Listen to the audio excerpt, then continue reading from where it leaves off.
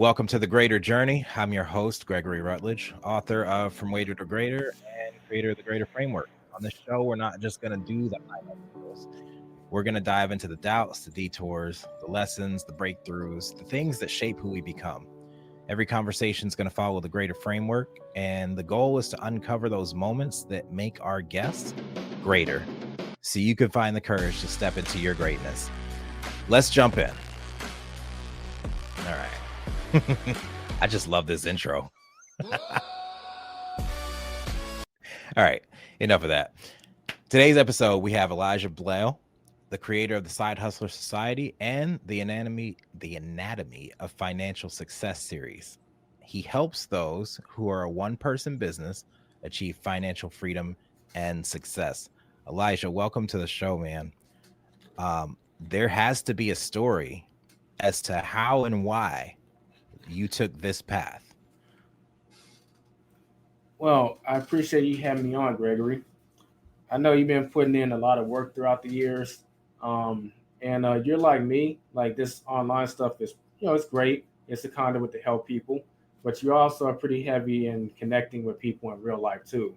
So I'm glad to see that this brand is really merging those sides of yourself because I think there's a lot of people that you can impact and benefit. It just comes down to getting the message out there, and that's what you're doing now. Man, I appreciate you saying that. Sometimes it feels like I have no idea what I'm doing, but in the end, I know it's going to be good. So I remember you telling me a piece of your story that really stuck out to me. And it was that you started, like you have this ability to start things based on a problem you see people having and create a solution for multiple people instead of having to repeat yourself.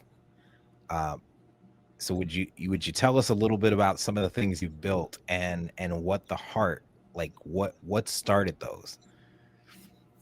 Okay, sure.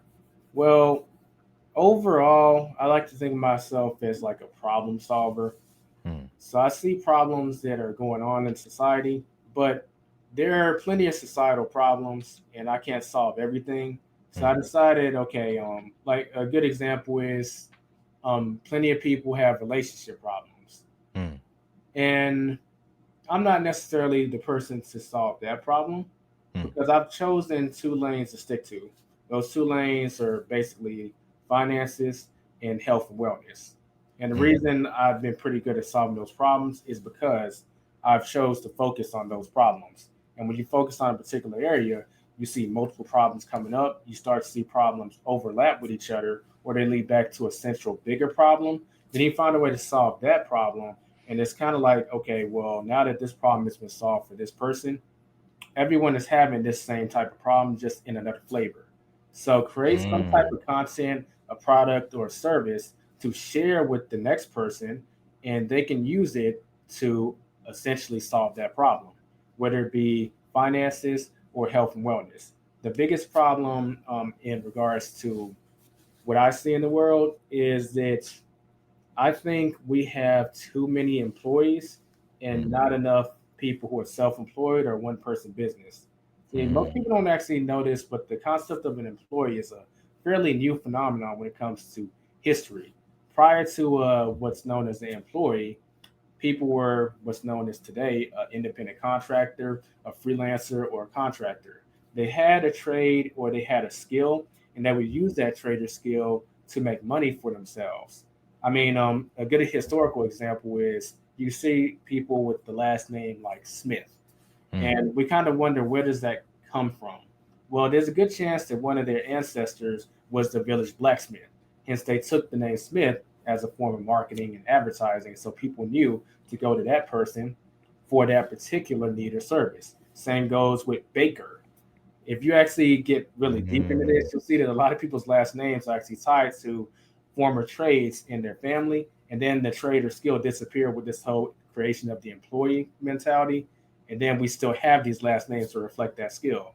I mean, imagine we don't have to imagine you may have met someone like this, Hmm. someone who has the last name Baker, but they don't know how to bake anything. Yeah, it's real. Uh, I know a baker right now that runs a video game shop. Wow, Yeah. that's a great example. But yeah. So my mission statement with a financial anatomy and the side hustler society is to really reintroduce people to the concept of carrying a trader skill and carrying themselves as a freelancer, because Mm, it doesn't matter what you want to do with those skills. I'll give you a great example, and I can use myself as an example. So the skill set I bring to the market is video editing. The video editor can go and get a job, but if you learn some freelancing skills, I mm, could work for myself and be a one person business, or I could start a bigger business and hire other video editors to be on staff. So that's three different types of models to make money. There's the traditional, well, so called traditional, go get a job and make money with that skill. There's, hey, I have the skill set to go get clients myself and generate money on my own terms. So that's freelancing. And then the last one is, hey, I want something bigger. Let me go and employ other video editors. And since I've been one, I know what things to look at in terms of hiring and what clients are expecting. So I mm. have a skill that's very malleable because I learned the freelancing basics. I feel like everyone should have those basics down, because if these words ever happen to you, you're fired, you're laid off, it's just not the end of your world. Okay, well, I have the freelancing skills. I'm going to do that till I find another job, or I'm just going to do that, period, because I just prefer to have time control over my schedule. Mm. I want to give people choices, and it all stems back from getting that freelancer bone developed in your body. That's so good, man. I know you always have really good advice and really good ideas for me when I'm stuck. And I'm new on this entrepreneurial journey, and that's why I started this. Is nobody told me all of the things that go into building your own business, that when you go from being the employee, right, the pretty new concept, to being an individual contributor, freelancer, or solopreneur, that all of those things that were handled for you, the marketing, the sales, the admin, that allowed you to just do your job as an employee, you now have to wear all those hats. So, like, how do you balance wearing all these different hats as an individual contributor?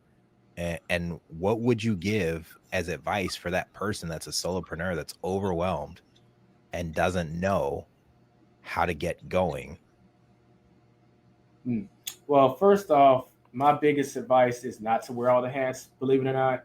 I think Mm, you should know how to do something, and you should put okay. your tenure into knowing how to do something. A great example, you may not, let's say you're a YouTuber. I think everyone wants to be a content creator nowadays. You may hate designing thumbnails. Mm, Fair enough. Well, at least design a few so you know how to do it. So, how do you really know if you hate something if you haven't tried it? mm, So, at least try it. And when you start getting overwhelmed, you need to make a list of things in three categories. There are things that you like doing. There's things that I don't like it. I it's just kind of neutral. I don't like it, but also don't like it. Then there's things that you hate. mm, Once you start getting income flowing, you need to start outsourcing the things that you hate, because that's going to draw away from your energy. Like, oh, now I got to do this stuff. I freaking hate it, but it has to be done because it affects income. Start outsourcing that stuff. And eventually you could get to the point to where you can outsource the neutral stuff too if you want. But the neutral stuff isn't as big a drain as the stuff that you hate doing, because it's mhm, neutral. And you outsource the neutral stuff when you no longer have time to do it, but eventually you'll get to the point to where you're only doing what you like to do, and you can mm. outsource the other stuff. And be sure to keep records of you outsourcing this, because all this is tax deductible. Not financial advice, entertainment purposes only. Consult with your enrolled agent. That's my disclaimer. But that's how you gradually move out of the concept of being overwhelmed. But I will say this, you don't have the right to feel overwhelmed if you're too close to the beginning. You need to be willing to put the work in to know everything, because if you don't and you start to outsource, you're probably going to get robbed, because they'll probably overcharge you for something that you know isn't the right rate, but you don't know because you never did it. So go ahead and Mm. put your tenure in doing it first, then outsource the stuff that you don't like. But have a plan, lay out a plan, like I said, and you'll find yourself not only getting away from being overwhelmed, but being able to focus on what you like doing, and you'll just see the money roll in as you just move forward. You got me leaning in here, man. That's good stuff. That reminds me of the six types of work in Genius. How there's different areas where we shine, And there's the zone of frustration, there's the competency, and then there's the zone of genius. And what you just mentioned remind me of that. And that's really good stuff. So one of the stories I love that you told that I want our listeners to hear is how you started the Veggie Outers. How something so simple as having to use your lunch break turned into something that's helped so many people. I won't steal the glory of this story. I just want you to kind of tell us about where you were, what happened, and where it's at now. Okay. Let me give everyone the context because they might be wondering what in the world is a Veggie Outer. So the Veggie Outers is a brand that supports people make the transition from whatever diet they're on to a plant-based diet. But even if they don't want to switch their diet, it's all about getting more plant-based foods in your system because most Americans are lacking in plant-based foods. With that like foundation established, we essentially go to restaurants that have vegan options and review them on a scale of 1 to 10, based on the customer service, the price, the atmosphere, and also the cost of the food. But it didn't start out that way. It started out back when I used to work for Amazon because I used to be a process assistant. That's like a tier below an area manager who's responsible for running the shift. But essentially, anything an area manager can do, a PA can do, they just get the higher salary. So make of that what you will. But I've been vegan for almost 13 years. So when I was working at Amazon, I would have my lunch because, contrary to popular belief, Uber Eats and DoorDash and all that stuff didn't exist yet. And there weren't really any places to eat at that time within like a drivable radius around my lunch break. So I would just bring my lunch. I would have these different types of things I bring for lunch. And these are meals that I prepped. And every time I would start eating, both friends, associates, strangers, if they're sitting at my table, they just couldn't help but stare at me and stare at what I'm eating. Like, what is that? It looks so intriguing. Like, and I would tell them what it is. Oh, well, this is a nori wrap. Inside of it is quinoa mixed with seasonings and an avocado in the middle to give it kind of like a mock sushi taste without actually eating raw fish. That's intriguing. So you're vegan. You how long you been vegan for?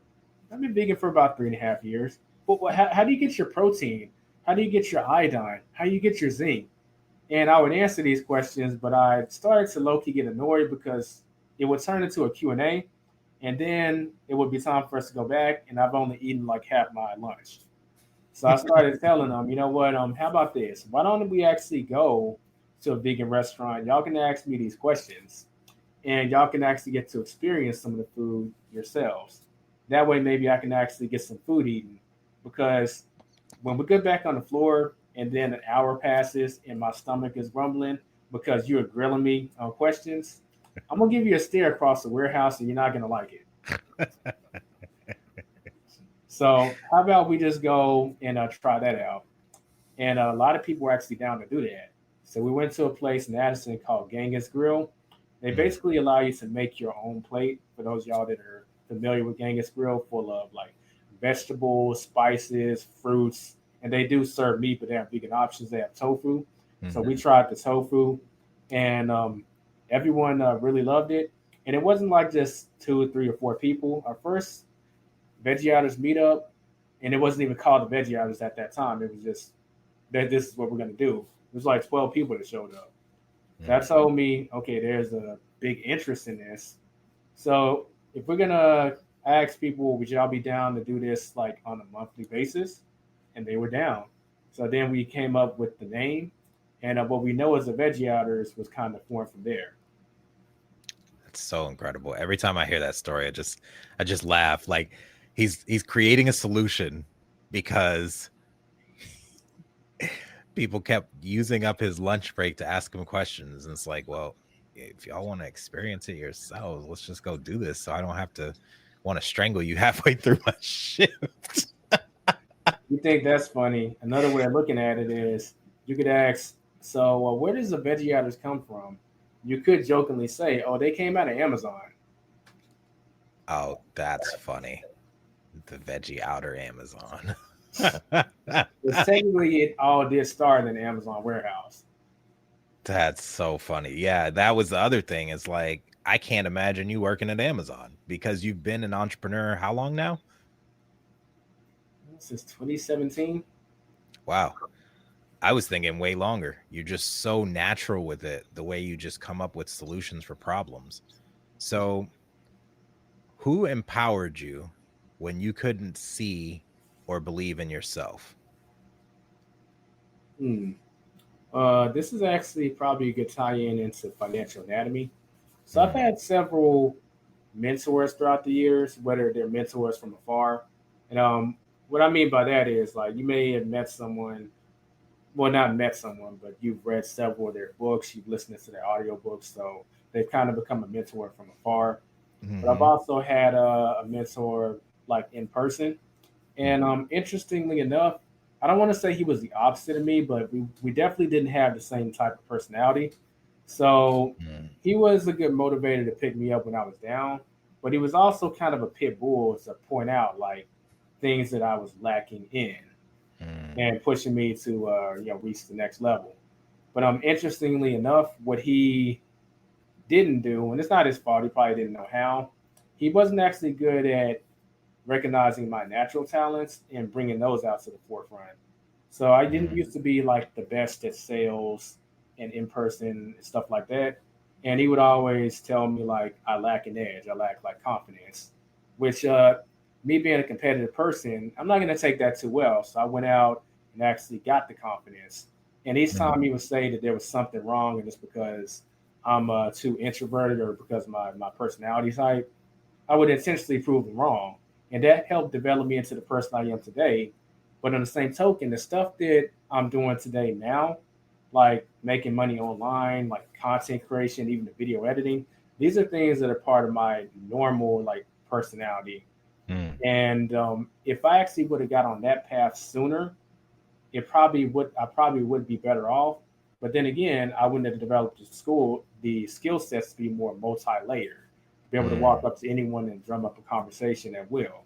So I'm grateful for him for that. But at the same token, that's kind of what motivated me to start financial anatomy, because the whole concept of financial anatomy and why I wrote the book, The Anatomy of Financial Success, Mm. is to recognize the traits of your normal personality, see what your strengths and weaknesses are, capitalize on your strengths while limit exposure to your weaknesses, Mm. while being aware of them and work on them at your own pace so that you can achieve financial success. Man, that is so good. And that reminds me of a quote in my book, From Waiter to Greater, How Anyone Can Level Up from Where They Are. It's if anything scares you, face it head on so that nothing stands in your way. You seem like the same kind of competitive person as me, where if someone tells you you can't, you're going to do it twice and get a t-shirt to show them you did it, right? And that's exactly what you exhibited is, you can't tell me I'm not confident because that's not true. I just haven't developed that skill yet. And you've sent me like you sent me that test to take the financial anatomy quiz. And I don't know what it is lately. I just have not wanted to read because it puts me to sleep and I just don't want to rest. But I feel like something keeps telling me to rest, even though it doesn't make sense.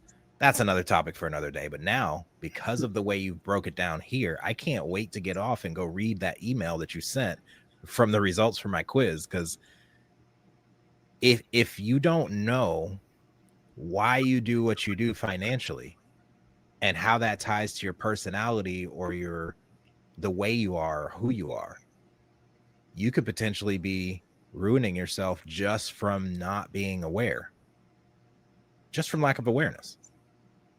So this is incredible. Where can they get this book? How can they find out what their financial anatomy is? So you can go to www.thesidehustlersociety.com and you can go, there's a store section, click on store, and you can experience it in two ways. You can get the financial personality report.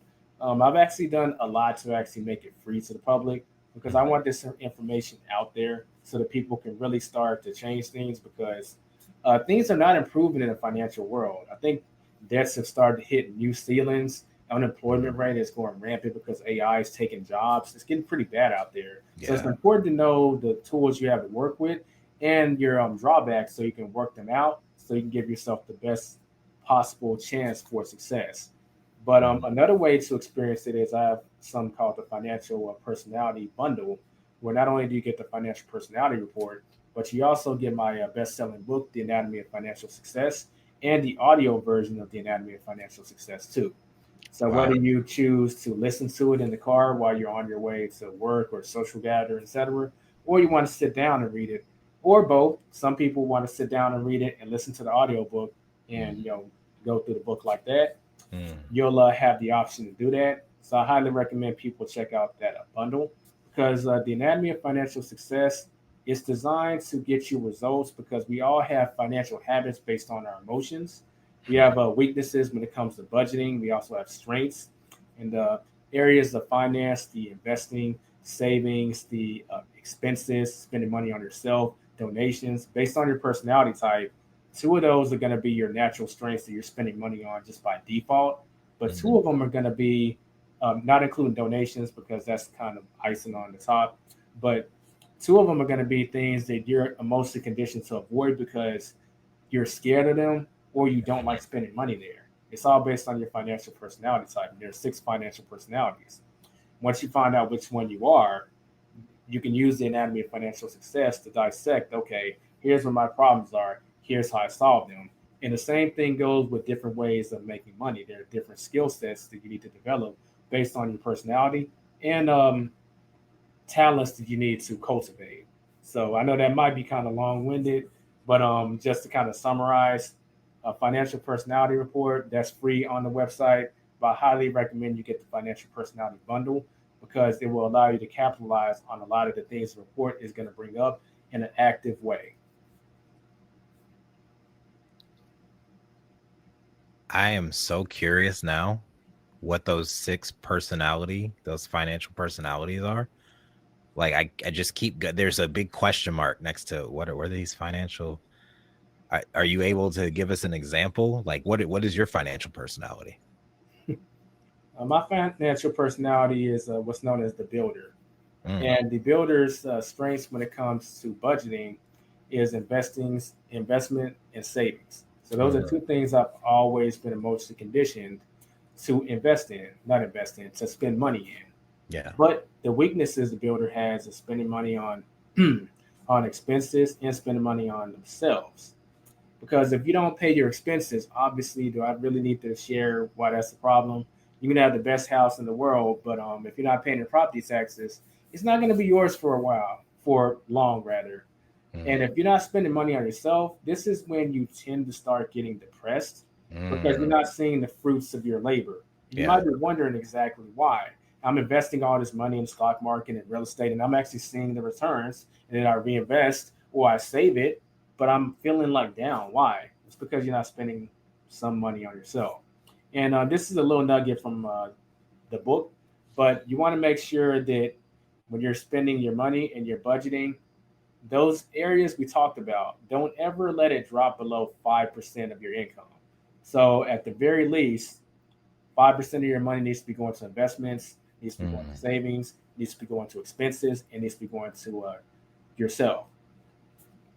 Even if things start getting rough.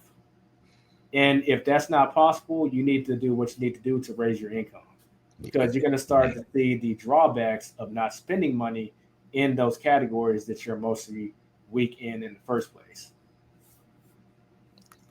That is such good advice. I know when things seem tough, we tend to like take savings or things that are good for our finance off the table completely, like from 20% or 30% or 50% down to zero, because it's about shrinking, not growing. And the reason I'm over here giggling is because I found the email and I opened up. I don't think I read past the intro to see that my personality type is the fame seeker, and I'm not surprised. It's just wild. So 5%, at least 5%, but I love that. Like if you can't even manage 5% to put towards your financial health and wellness, you have to do something to increase your income. That is a word right there. Um wow. So I'm looking at like best income source, best way of dealing with their emotions, best way of goal setting, best way of paying bills. Like that's all in this report. You know, I don't know why you know what? I think, Elijah, I'm going to be real. I think I was afraid to look at it because I was afraid that you would be right.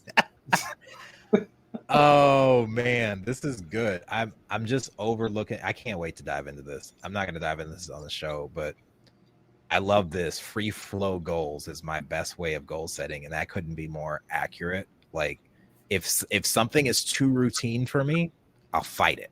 Right? I'm such a rebel. I can't even set a goal or a task or schedule for myself. I will rebel against myself. It doesn't make sense. But enough of me.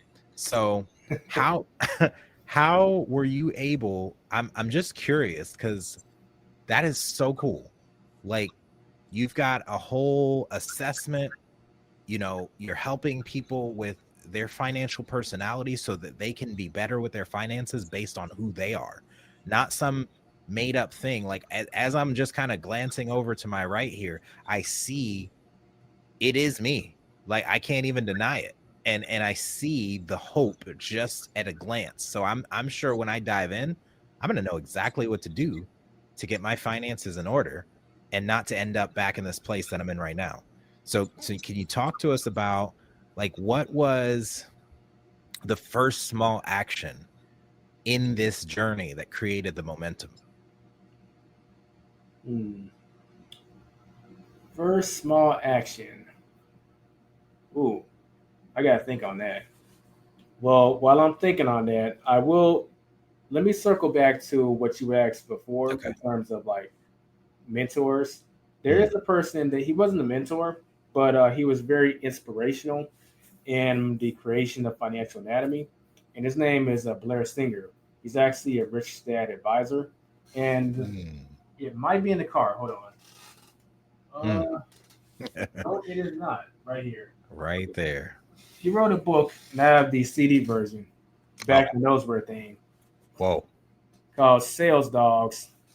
You don't have to be an attack dog to be successful in sales. Mm. That And is so good. In Blair Singer's book, there are 5 different types of personalities that you'll fit in sales.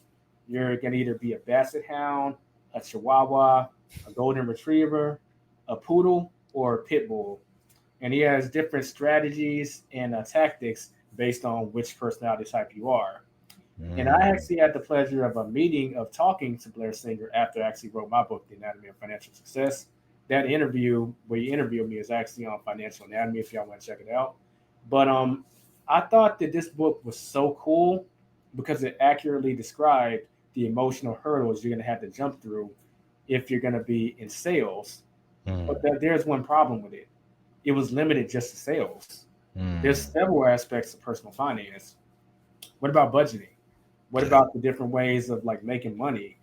I mean, what about the different types of income?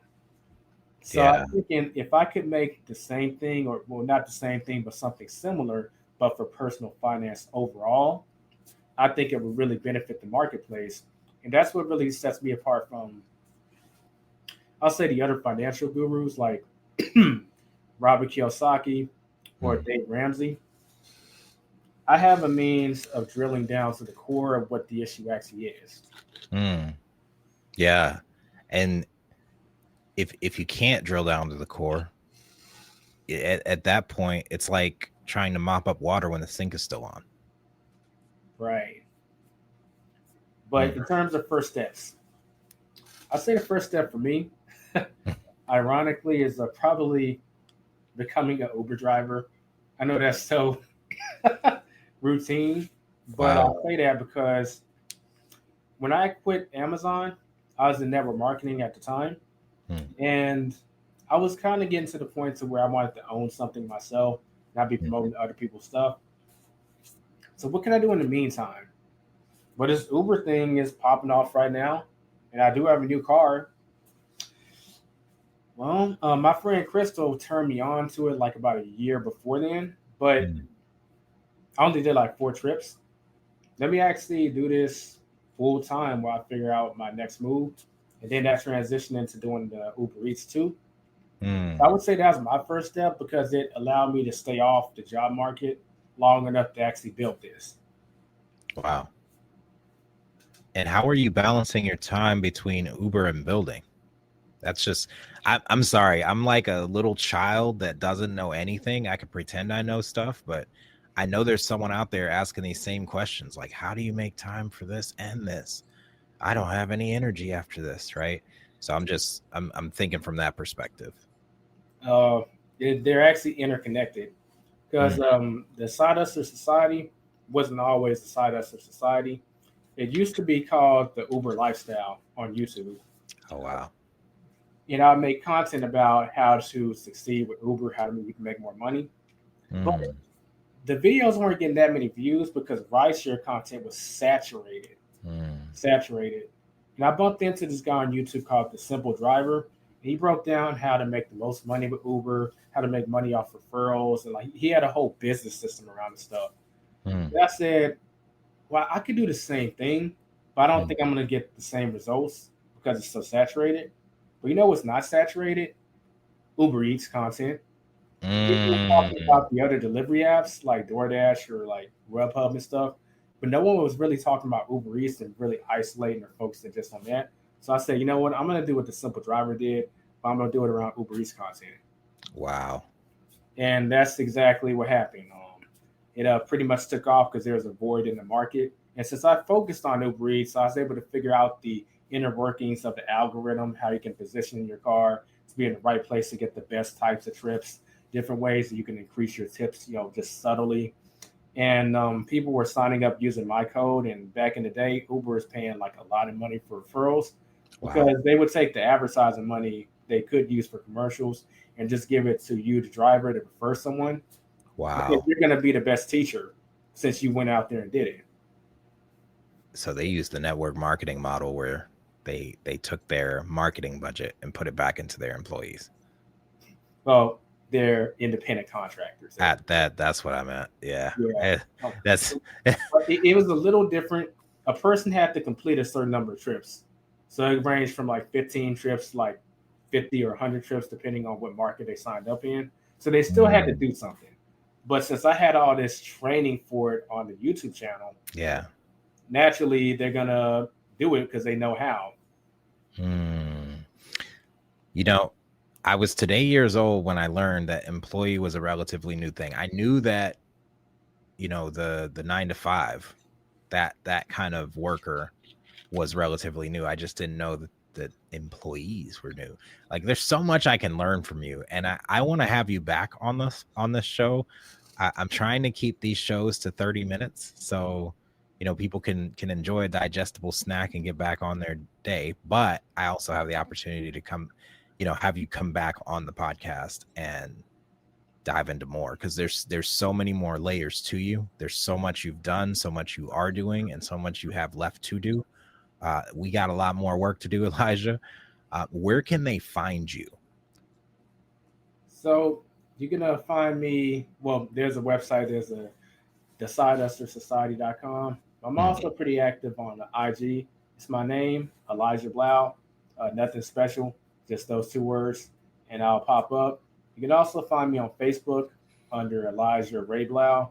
But if you type in Elijah Blau, that's enough for me to pop up too. So if you got any questions, feel free to DM me, and I'm here to help because we definitely need it in today's times. I think Mm. the ability to get money out of the mud and to budget on a deficit is Mm. a very needed skill set given the whole, I'll say, political environment, because I don't see it getting any better in terms of the effect it has on the economy. So Yeah. these skill sets, you're going to need to develop them. Get ahead of the curve and develop them now so you'll be all right when the problem comes. If you try and do it when the problem is here, it's just going to be harder. Amen. It's a true story, man. And for those of you that are not watching and you're listening, I'm gonna spell Bilel for you because I didn't even know that's how you pronounced it. I was being all fancy with it. Elijah Bilel. Bilel.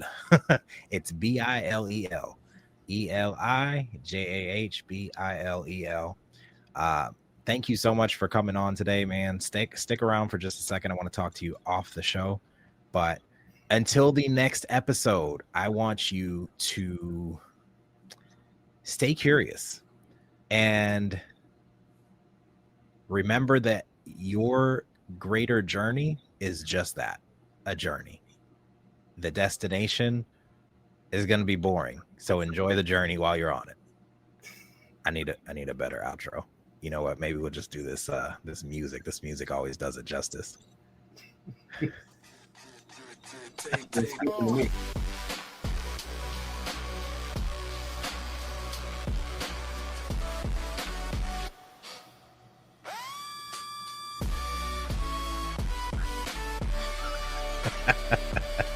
See y'all in the next episode.